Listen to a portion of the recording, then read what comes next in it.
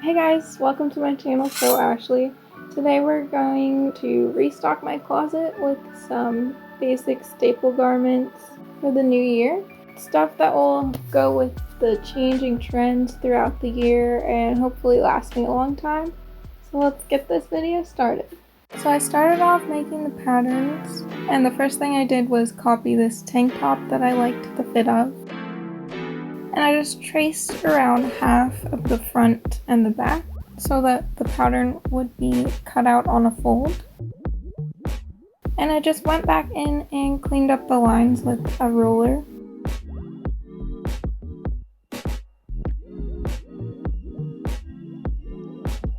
And I cut that out without the seam allowance so that I could make some adjustments to it. I headed to Pinterest to look at my inspiration, and this is the look I was going for. So I had to readjust the neckline so I could add the straps and stuff later.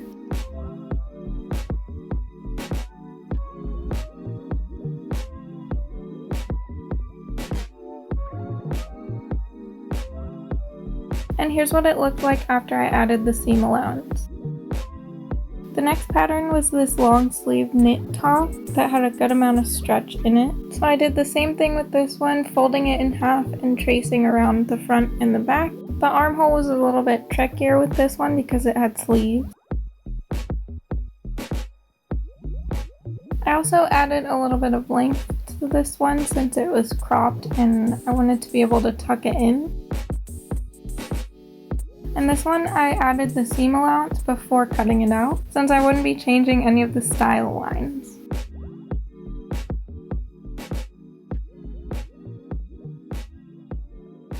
Then I went ahead and traced the sleeve, folding it back to trace the armhole line, and cleaning up the fold line with a ruler. I cut the sleeve out with the paper folded, so when I opened it up it would be one whole sleeve and I don't have to cut it out on the fold. I checked my inspiration again and decided to go with this mock neck look. I don't think I look very good in a turtleneck, so I just drew up a little collar to go with that shirt. And here are all those pieces. The last pattern was for these pants. They look nice and tailored in the front, and then they have a little elastic in the back, so I don't have to do too much fitting. I just marked around the sides and the crotch until I got to the straight part of the pants, and I marked where the dart ended. Then I went ahead and opened that dart about an inch, cleaned up the sides, and then added seam allowance.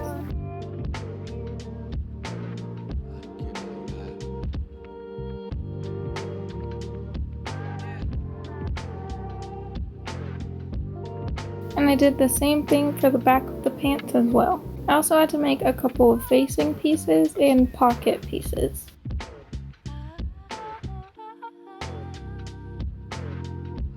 And this is where this video kind of turns into a thrift flip. I had these pants that a friend gave me, which my cat laid on. Disgusting. Anyway, I got them cleaned up, but he gave them to me because he ripped his pants at a wedding. Just because I ripped my pants. And I thought maybe this is enough fabric that I could make some pants for myself. So I cut them apart into two separate legs. And then I cut down each leg so it would lay flat.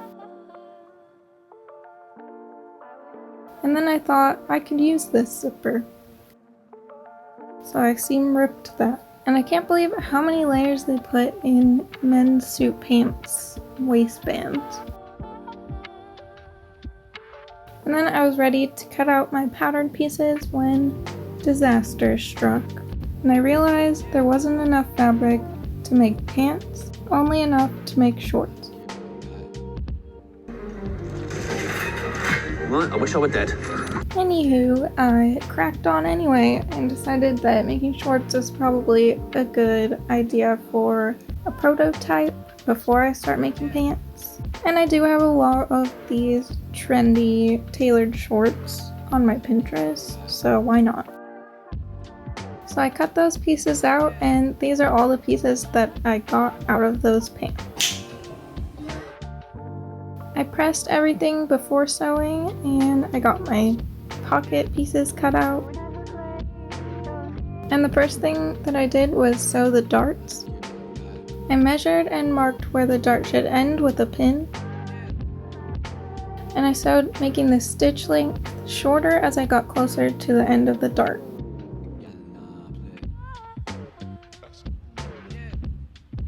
Look at her, she's so cute.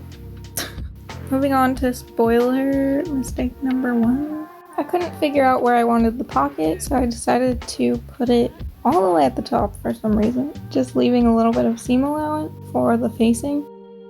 I sewed the pocket lining to the front piece of the shorts on the side seam. And I did the same thing on the back piece of the shorts. And I thought, oh yeah, that looks great, let's pin them together. So I pinned them together, and I held it up to myself, and that's when I realized I made a mistake. So I seam ripped the pocket out and moved it down so that there was about an inch above it and some seam allowance. I sewed that back on, and then I sewed the pocket closed around all 3 sides. And then I sewed down the side seam of the shorts, leaving the opening for the pocket.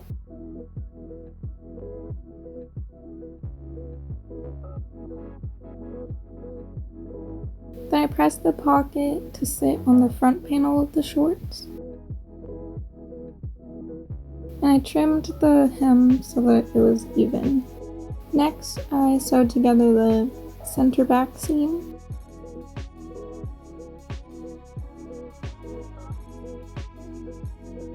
Hot tip when you're sewing around a curve, lift the foot up every couple seconds so it doesn't get all lumpy. To finish the seam, I went over with a zigzag stitch.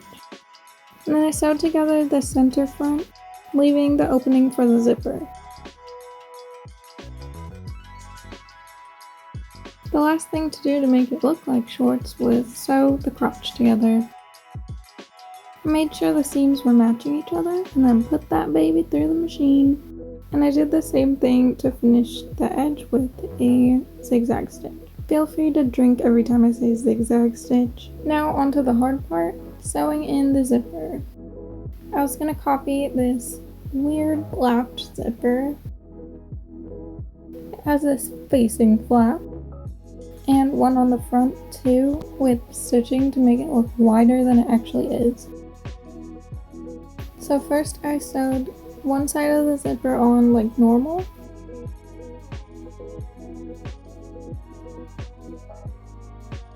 And look how freaking cute this little trash can is. Oh my god. I started using it to keep my little small pattern pieces in because they usually end up in my actual trash can. Anyway, I used the bigger piece folded in half to make that little inside flap. And then I top stitched that one on. And I sewed the other facing flap to the other side. And welcome to mistake number 2, because when I pinned those to the zipper, I accidentally pinned through the inside flap too. So when you unzip the zipper, it doesn't open. So I repinned it with the inside flap out of the way and sewed the other side of the zipper on.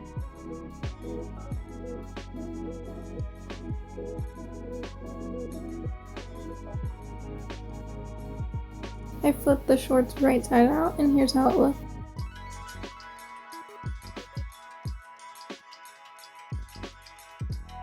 Next, I had to top stitch the right side and do my decorative top stitching curve.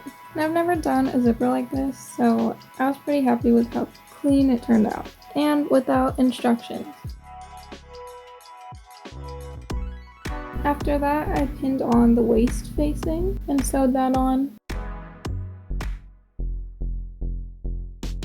And then of course finished it with a zigzag stitch, because everything gets zigzag stitch. I pressed the facing over to the inside of the shorts and pinned it in a few places.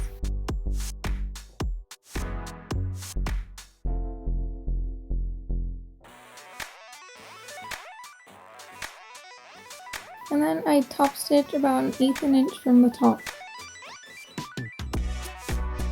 Oh, do you think we were done?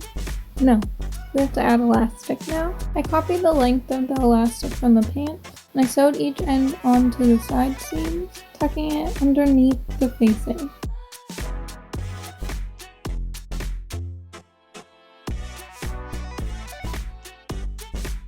Next I had to do a top stitch to keep the elastic encased in the facing. This one was a bit hard because I had to stretch it a lot as I went, so I called it a night after that one.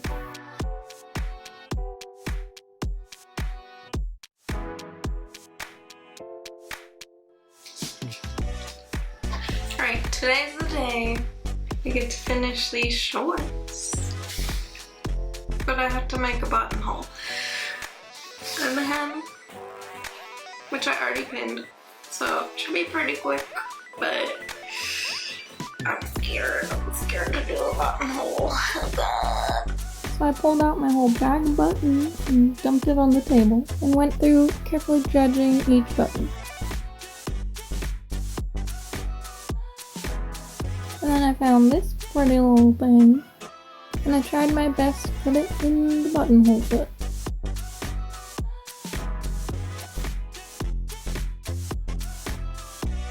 And I ended up scotch taping it. So freaking smart, isn't it? Can you see the fear in my eyes?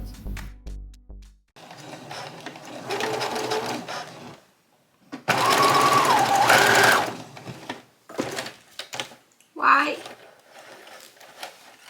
Why? Why? Why are you running? Why are you running? Okay, let's try again. No, oh, I hate buttonholes. I'm gonna cry. Do I need to what are you doing that for? I can't believe you've done this. One more test here. So I finally figured out that I needed to push the buttonhole foot down really hard in order for it to move at all, because the needle just kept stabbing in and out and not pulling the fabric at all. So that's just what I had to do for the shorts. Okay, so the question is, this button or plain black button?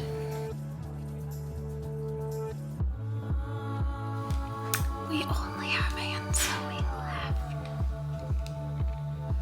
Here we go. I started by tacking the pocket to the front of the shorts.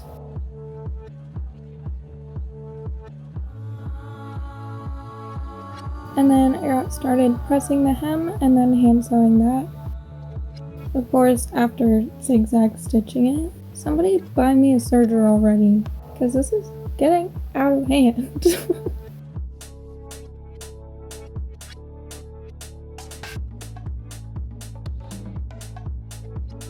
The last thing I did was hand sew on the button.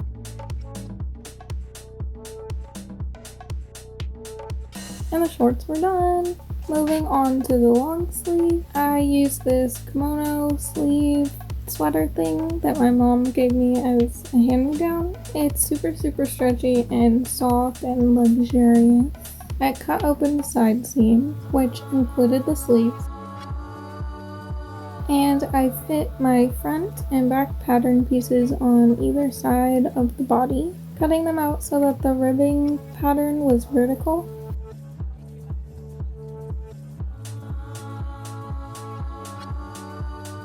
And I managed to cut out the sleeves and mock neck too. I switched out my thread with a light pink because for some reason I ran out of white thread, and I didn't buy anything for this video. See what that tastes like.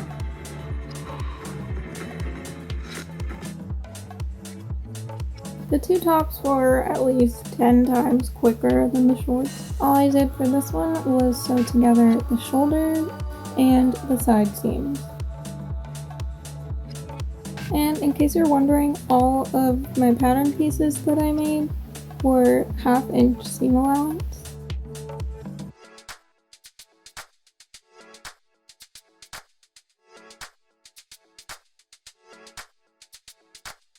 I trimmed the seam allowance down to 1/4 of an inch and then zigzag stitched over that.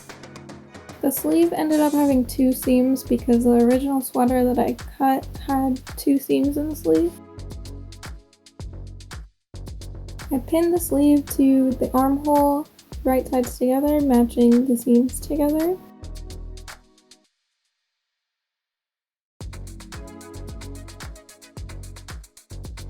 I sewed it at 1/2 an inch and zigzag stitched to finish the edge.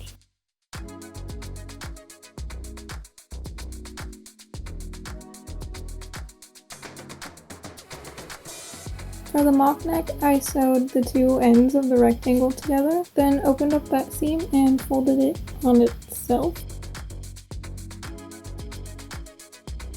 Then I zigzag stitched around that band so that the neck hole could stretch. And then I attached it to the neck hole of the sweater, right sides together.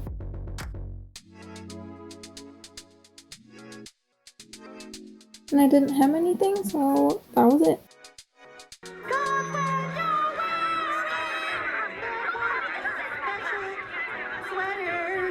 Finally, for the tank top, I used this black stretchy dress that doesn't fit me, and nobody wanted to buy it on my Poshmark, so I cut one side open and folded it over and pinned my pattern pieces down.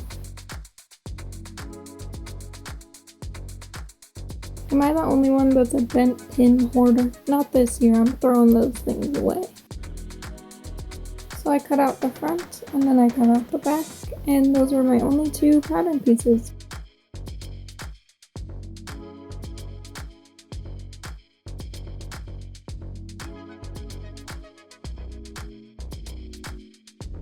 This one was decently easy as well. I just had to pin up the side seam.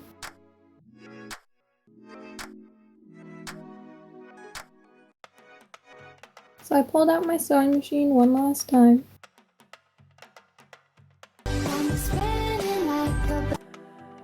And I switched out the thread for some black thread, which I have kind of an abundance of.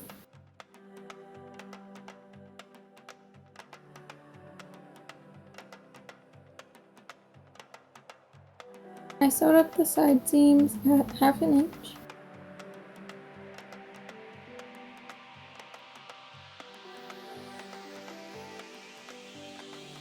And I decided I had enough stretch that I could afford to do French seams, so I trimmed down the seam allowance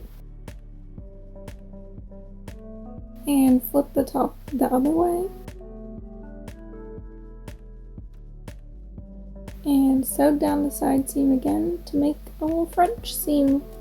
Yay!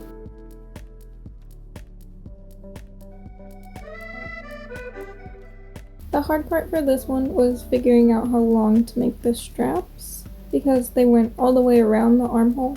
So I measured the armhole and then I also measured around my arm, around my armpit. And I did some calculating to account for the stretch. What's 9 plus 10? It was just a lot of me measuring and remeasuring and making up calculations until I convinced myself that that sounded about right. And then I just cut 2-inch wide strips out of the fabric that was left over.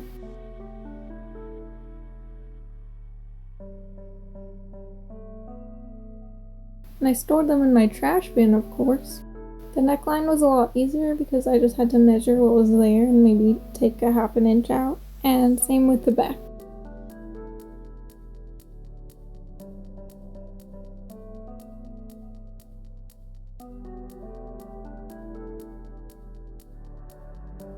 This one was for the neckline, so I folded it over about a third and pressed that down because my plan was to do a sort of Hong Kong finish. I opened up that fold and pinned the edge to the neckline.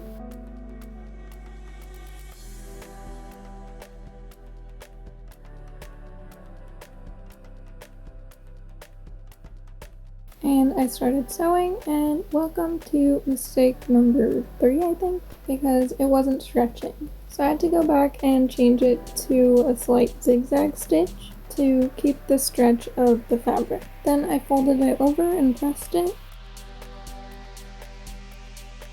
and folded it once more to the inside and pressed it.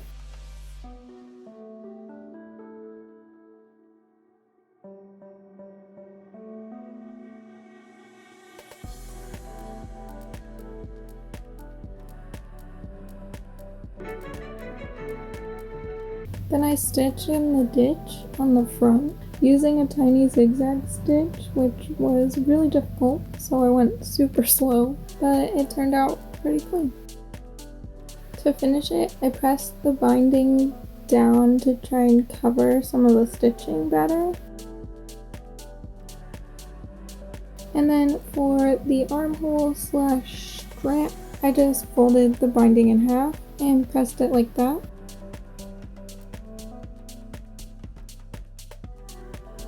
Then I took the two ends of the strip and sewed them together.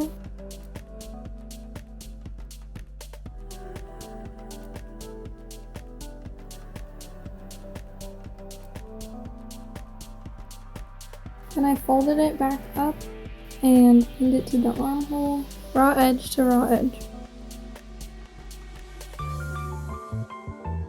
I sewed it on with a zigzag stitch.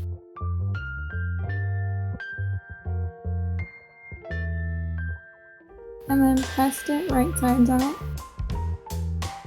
And then I pressed the strap so that it was folded over again. So I started with a 2-inch strip and ended with a 1/2 inch strap. And I just top stitched all the way around with a straight stitch. It still stretched enough, but it also gave it a little bit of resistance so that the shirt stayed up. And then the last thing was the hem. And for that I just did a zigzag stitch all the way around, stretching every once in a while as I went. And I was finally done!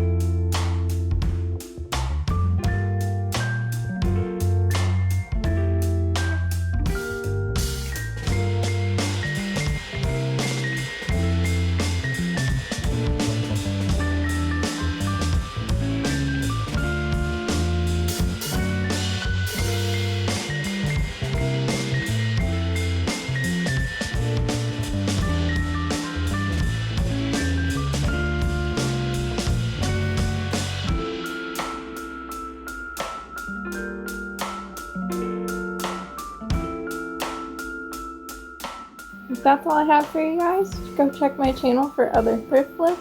I'll be posting more videos this year, so subscribe to stay updated on those. Don't forget to give this video a thumbs up and comment down below if there's a trend or a project that you want to see me tackle. And thanks for watching.